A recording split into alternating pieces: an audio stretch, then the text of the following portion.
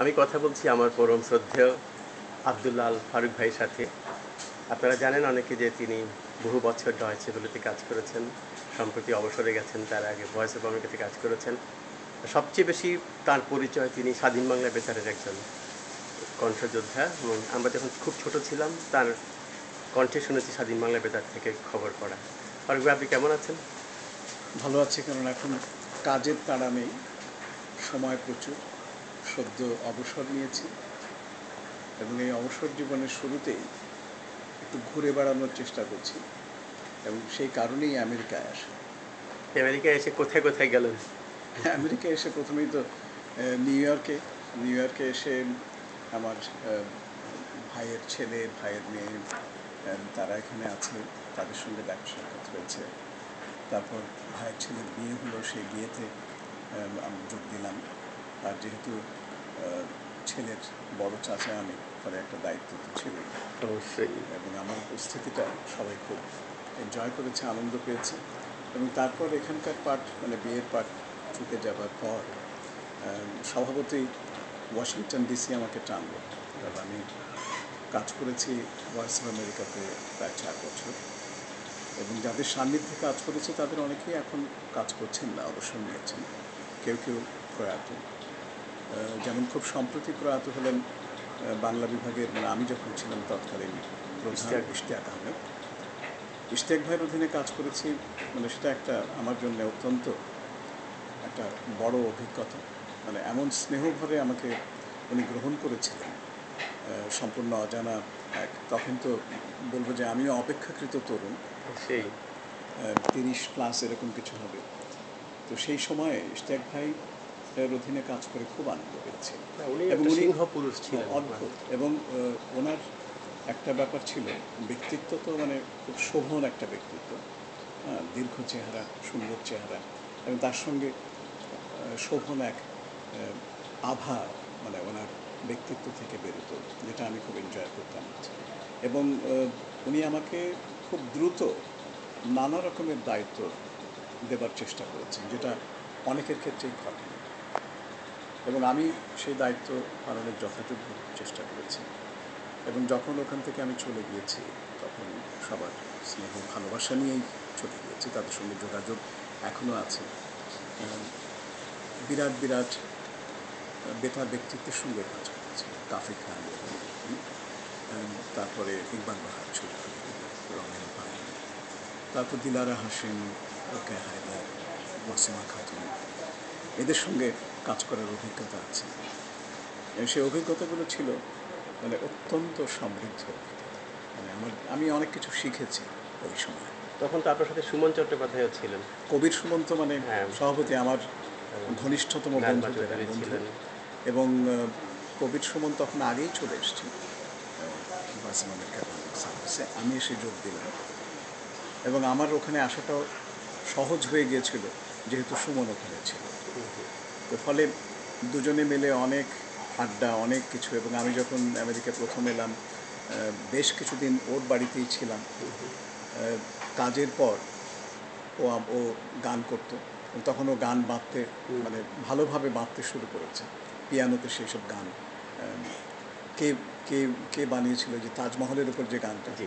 হ্যাঁ, এসেই শুরু করতো আর আমি শুনতাম। এভাবে চলেছে। এবং আমার মনে হয় যে কবির সুমন যেভাবে আমাদের মধ্যে যে বন্ধুত্ব গড়ে উঠেছিল, সেটা এখনও দৃঢ় আছে, তার সঙ্গে যোগাযোগ আছে।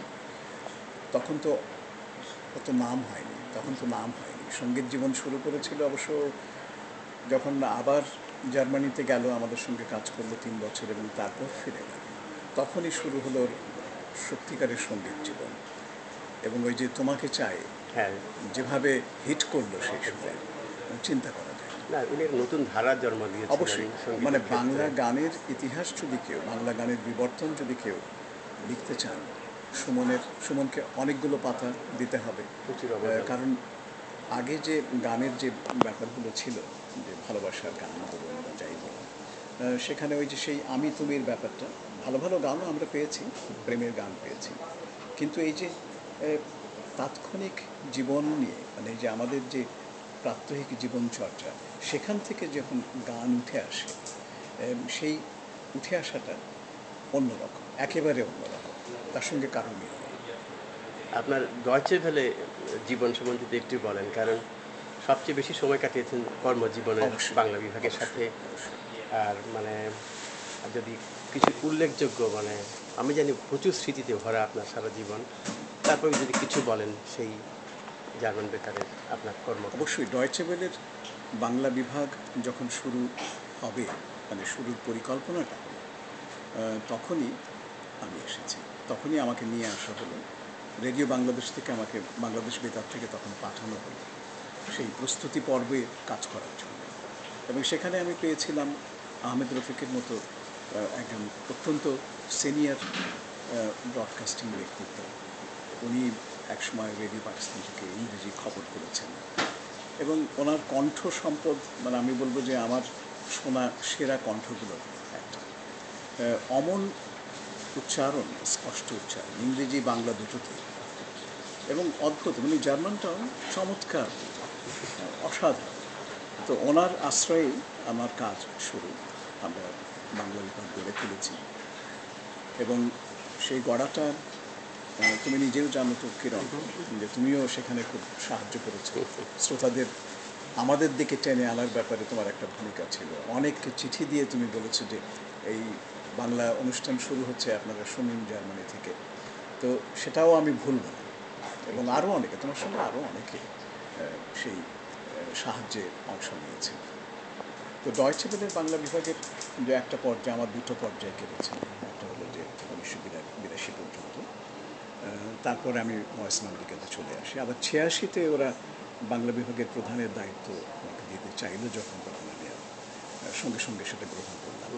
কারণ যেহেতু প্রথম থেকে আমি ওখানে কাজ করেছি, তো সেই কাজটা তো প্রতিদিনের, মানে বাংলা বিভাগের প্রতিটি ফাইলের সঙ্গে আমার সম্পর্ক, প্রতিটি পুরনো ম্যানুস্ক্রিপ্টের সঙ্গে আমার সম্পর্ক, বাংলা বিভাগের পুরাতন যে সমস্ত গান রয়েছে আর্কাইভে, তার সঙ্গে আমার সম্পর্ক। তো ফলে সেই সম্পর্কটা কখনো চাপা না। বহু জনের সঙ্গে, বহু গুণী মানুষের সঙ্গে কাজ করেছি বাংলা বিভাগে। একটি, মানে দুটি মৃত্যুর কথা আমি এখন বলবো। যে সোহেল সামাদ, আমাদের খুব স্নেহাস্পদ একজন, ওরকম একজন অমায়িক ছেলে এবং ওরকম একজন প্রতিভাধর বেতার ব্যক্তিত্ব আমি খুব কম পেয়েছি। সোহেল ভাইয়ের সাথে ঘটনাক্রমে বলি, আমারও খুবই ভালো সম্পর্ক ছিল। ডয়চে ভেলে থেকে যখন ছুটিতে আসতেন, আমার হলে গিয়ে আমার সাথে আড্ডা হতো। তারপর বলেন। আর তো আর সোহেলের কথা খুব মনে পড়ে এই কারণে যে সোহেল জার্মানিতে আমাদের সঙ্গে কাজ করেছে। তারপর ভয়েস অফ আমেরিকাতে আমি যখন ছিলাম, তখন আমরা সোহেলকে নিয়ে এসেছি এবং খুব দ্রুত। এবং সোহেল এসে দারুণ কাজ করেছে ভয়েস অফ আমেরিকাতে, কিন্তু দুরারোগ্য ব্যাধি তাকে আমাদের কাছ থেকে খুবই অনেক আগেই দুর্ভাগ্যের কেড়ে বিষয়। নিল। কিন্তু তার স্মৃতি এখনও আমাদের মধ্যে রয়েছে। এবং আরেকটি মৃত্যু, আমাদের বাংলা বিভাগ, ডয়চে ভেলে বাংলা বিভাগের একেবারে গোড়া থেকেই যিনি আমাদের সঙ্গে ছিলেন, শুভ্রা সুব্রত দাশগুপ্ত। গুপ্ত। তো এটা, শুভ্রা মানে শুধু তো সহকর্মী ছিলেন না, আমাদের বন্ধু ছিলেন, পারিবারিক বন্ধু ছিলেন। এই ঘটনাক্রমে ফারুক ভাই সুব্রতই একবার ঢাকা হয়ে মানে কলকাতায় গেলেন বা কলকাতা হয়ে অন্য জায়গায় যাবেন, তো উনি বলছেন যে মানে আমার সাথে ওনার দেখা হয়েছিল এবং উনি বিশেষভাবে চেয়েছিলেন যেন দেখা হয়। আমার খুব সৌভাগ্য যে এই যে প্রিয়জনরা এখন আমাদের স্মৃতিতে খুব ভাস্বর। ঠিক। আপনি বলেন এবং সুব্রত শুভ্রা সম্বন্ধে। শ্রোতাদের, মানে শ্রোতারা শুভ্রাকে টানত, শুভ্রাও শ্রোতাদের টানত। এবং শ্রোতাদের সঙ্গে তার একটা দারুণ সম্পর্ক তৈরি করে দিয়েছে। এবং তুমি নিশ্চয়ই জানো যে আমারও, আমি জানি না, আমার এই বেতার জীবনে শ্রোতাদের বহু ভালোবাসা, অনুরাগ পেয়েছি। তারা আমাদের কণ্ঠ শুনেছেন, আমাদের অনুষ্ঠান শুনেছেন, মতামত দিয়েছেন, ভালো না লাগলে সেটাও বলেছেন। তো শুভ্রার কথা বলছিলাম, শুভ্রা তো মানে আমরা রাখতে পারলাম না, শুভ্রা চলে গেল, হঠাৎ করেই চলে গেল। এটা আমাদের জন্য একটা বড় রকমের আঘাত হয়ে এসেছিল, বিশেষ করে আমার জন্য এবং আরও দু একজনের জন্য। তো মৃত্যু তো হয়ই, মৃত্যু আসে, কখনকার মৃত্যু হয় কেউ জানে না। কিন্তু এরকম হঠাৎ মৃত্যু আমাদের উপর একটা ছায়া ফেলে, একটা বড় রকমের আঘাত এনে দেয়। তো সেই আঘাত আমরা কাটিয়ে ওঠার চেষ্টা করেছি। বাংলা বিভাগ এখনও কাজ করছে, তরুণরা আসছে, তারা দায়িত্ব নেবে, তারা দায়িত্ব নিচ্ছে। এবং আমার আশা থাকবে যে ডয়েচে ওয়েলের এই বাংলা বিভাগে তুমি দেখো না, আসাদ চৌধুরীর মতো ব্যক্তিত্ব কাজ করে গেছেন, ফরহাদ খানের মতো ব্যক্তিত্ব কাজ করে গেছেন, কবির সুমন্ত ছিলেনই, এবং আরও অনেকে ডয়েচে ওয়েলের বাংলা বিভাগে অনেক অনেক মানে বিশিষ্ট লোকরা কাজ বিশিষ্ট করেছে, এটা বলা যায়। হ্যাঁ, অনেক লম্বা লিস্ট যেমন হবে। দীপঙ্কর চক্রবর্তী আনন্দবাজারের, ও ভয়েস অফ আমেরিকাতেও কাজ করেছেন, আবার ডয়েচে ওয়েলেতেও কাজ করেছেন।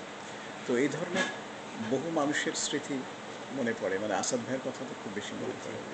এখনও গেলে আসাদ ভাই এবং ভাবি শাহানা ভাই। অত্যন্ত অত্যন্ত মানে কী বলবো, আন্তরিকতার সঙ্গে আমাকে গ্রহণ করেন। আসাদ ভাইয়ের মেয়ে, সে আমাদের মানে কন্যা সহ। আর ছেলেটা একটা এক মেয়ে, দুটাই খুবই সেই চমৎকার ছিল। তো এই স্মৃতিগুলো আছে। তো এখন তো অবসর জীবন, এখন তো অবসর জীবনে স্মৃতি আরও বেশি বড় হয়ে দেখা দেয়। তো এখন সেই স্মৃতিগুলোকে যদি একটু অক্ষরে রূপ দিতে পারি, সেই চেষ্টা আমি করতে একটু চাই। আগে আমি সেটাই বলছিলাম আপনাকে এমনি গল্প করার সময় যে অনেকে আশা করছেন যে আপনি অনেক কিছুই মানে লিখবেন এবং সেটা একসময় অত্যন্ত গুরুত্বপূর্ণ ইতিহাস হয়ে যাবে। আর বিশেষ করে আমি আপনাকে এই পর্যায়ে জিজ্ঞেস করবো যে এই স্বাধীন বাংলা বেতারের যে আপনার ঐতিহাসিক ভূমিকা, সেটা যদি আপনি এই প্রসঙ্গে একটু সংক্ষেপে বলেন। স্বাধীন বাংলা বেতার কেন্দ্রের ভূমিকা তো মানে এটা কাগজে পত্রে নানাভাবে ছড়িয়ে পড়েছে। এবং আমি বলবো যে স্বাধীন বাংলা বেতার কেন্দ্র সম্পর্কে যে প্রামাণ্য গ্রন্থ যদি আমি বলি, তাহলে বেলাল মোহাম্মদের গ্রন্থখানিকে অগ্রাধিকার দিতে হবে। কারণ উনি কিন্তু দৈনন্দিন ওই একটা ডায়েরি রাখতেন, ফলে সাল, তারিখ, দিন এগুলো কিন্তু ওখানে পুঙ্খানুপুঙ্খভাবে দেওয়া আছে। তো যারা স্বাধীন বাংলা বেতার কেন্দ্রের ইতিহাস জানতে চান, আমি বলবো তারা যেন এই গ্রন্থখানি স্বাধীন বাংলা বেতার কেন্দ্রের উপর বেলাল মোহাম্মদের গ্রন্থখানি পড়ে, কারণ এই ইতিহাসটা জানার প্রয়োজন আছে। এবং আমি মনে করি না যে শুধু আমরাই স্বাধীন বাংলা বেতার কেন্দ্রের ক্ষেত্রে বড় ভূমিকা রেখেছি। হ্যাঁ, আমরা একটি বিশেষ সময় দ্রুত সিদ্ধান্ত নিতে পেরেছিলাম, যার ফলে চট্টগ্রামে কালুরঘাট বেতার কেন্দ্রে আমরা যুক্ত হই। এবং ২৬ তারিখেই আমি এবং বেলাল মোহাম্মদ, আবুল কাশিম সন্দীপ এরা, এবং আমাদের সঙ্গে ছিলেন আরও কয়েকজন, যেমন কবি আব্দুস সালাম চট্টগ্রামে তিনি ছিলেন, আরও দু একজন ছিলেন। আমরা সেই কালুরঘাটের ট্রান্সমিটার স্টেশনে সেটা খুলে আমরা ব্রডকাস্ট করেছি, যে স্বাধীনতার কথা বলার চেষ্টা করেছি। এবং আমরা বুঝেছি যে স্বাধীনতা আসবেই, কিন্তু এই সময় বেতার কর্মী হিসেবে আমাদের কিছু ভূমিকা থাকতে পারে।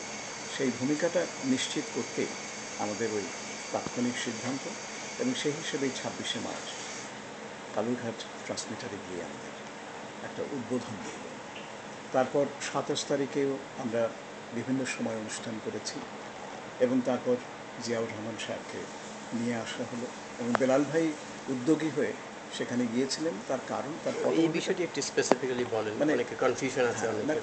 এখানে আসলে কনফিউশন তৈরি করা হয়েছে, কনফিউশন থাকার কথা না। আমার অবাক লাগে যে শ্রদ্ধেয় জিয়াউর রহমান সাহেব জীবিত থাকতে যেসব দাবি করেননি, না লিখিতভাবে না মৌখিকভাবে, সেই দাবিগুলো পরবর্তীকালে অনেক পরে করা হয়েছে, যেগুলোর কোনো ভিত্তি নেই। আমার মনে হয় যে যার যতটুকু ভূমিকা, সেই স্বীকৃতিটা তাকে পেতে হবে। অবশ্যই উনি তো বঙ্গবন্ধুর পক্ষ থেকেই অবশ্যই স্বাধীনতা ঘোষণা ২৭ করেছিলেন। তারিখে বেলাল মোহাম্মদ সাহেবকে, মানে বেলাল মোহাম্মদ সাহেব চেয়েছিলেন, এবং আমরাও চাইছিলাম যে রেডিওটা যেহেতু